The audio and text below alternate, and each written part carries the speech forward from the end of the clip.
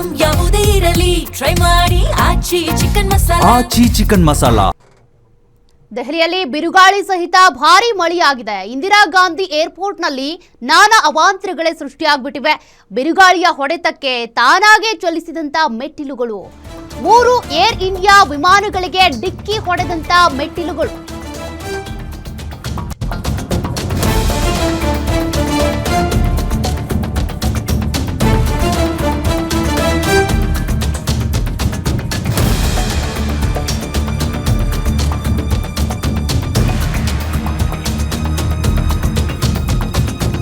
ರಾಷ್ಟ್ರ ರಾಜಧಾನಿ ದೆಹಲಿಯಲ್ಲಿ ಭಾರೀ ಮಳೆಯಾಗಿದೆ. ಬಿರುಗಾಳಿ ಸಹಿತ ಭಾರೀ ಮಳೆಗೆ ಅವಾಂತರಗಳೇ ಸೃಷ್ಟಿಯಾಗ್ಬಿಟ್ಟಿವೆ. ಇಂದಿರಾ ಗಾಂಧಿ ಏರ್ಪೋರ್ಟ್ನಲ್ಲಿ ನಾನಾ ಅವಾಂತರಗಳು ಸೃಷ್ಟಿಯಾಗಿವೆ. ಬಿರುಗಾಳಿಯ ಹೊಡೆತಕ್ಕೆ ತಾನಾಗೆ ಚಲಿಸಿದಂತ ಮೆಟ್ಟಿಲುಗಳು, 3 ಏರ್ ಇಂಡಿಯಾ ವಿಮಾನಗಳಿಗೆ ಮೆಟ್ಟಿಲುಗಳು ಡಿಕ್ಕಿ ಹೊಡೆದಿವೆ. ಮೆಟ್ಟಿಲನ್ನ ನಿಲ್ಲಿಸೋದಕ್ಕೆ ಅಂತ ಏರ್ಪೋರ್ಟ್ ಸಿಬ್ಬಂದಿ ಹರಸಾಹಸ ಪಟ್ಟಿದ್ದಾರೆ. ದೆಹಲಿಯಲ್ಲಿ ಭಾರೀ ಮಳೆಯಾಗ್ತಾ ಇದೆ. ಇದರಿಂದಾಗಿ ಅನೇಕ ಅವಾಂತರಗಳು ಸೃಷ್ಟಿಯಾಗಿವೆ. ಸದ್ಯ ಏರ್ಪೋರ್ಟ್ನಲ್ಲಿ ಮಳೆಯಾದಂಥ ದೃಶ್ಯಗಳನ್ನ ನೀವು ಗಮನಿಸ್ತಾ ಇದ್ದೀರಿ. ಅನೇಕ ಅವಾಂತರಗಳು ಸೃಷ್ಟಿಯಾಗಿದ್ದು ಏರ್ಪೋರ್ಟ್ ಸಿಬ್ಬಂದಿ ಇದೆಲ್ಲದನ್ನ ನಿಯಂತ್ರಣ ಮಾಡೋದಕ್ಕೆ ಹರಸಾಹಸ ಪಟ್ಟಿದ್ದಾರೆ.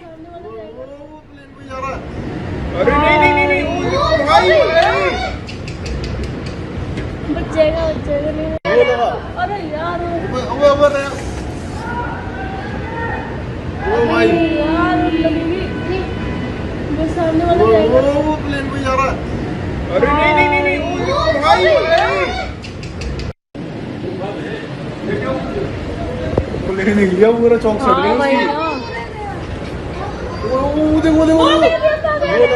अरे यार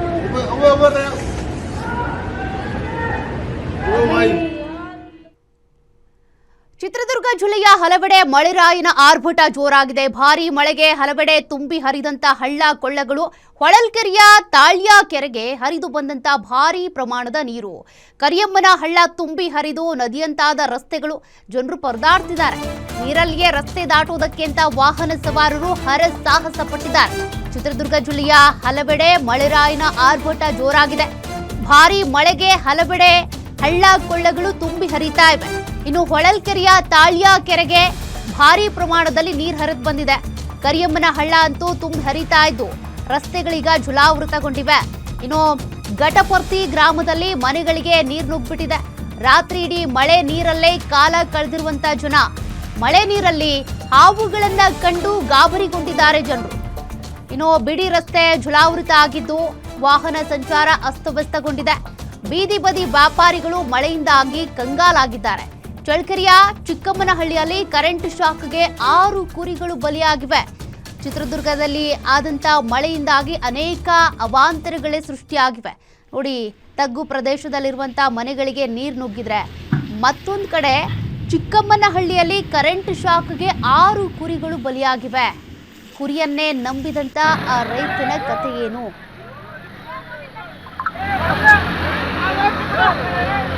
ಅಲ್ಲೇದಂಗ್ ಬರ್ತೈತೆ ನೋಡ್ಬೇಕು ಅನಿಸ್ತದೆ.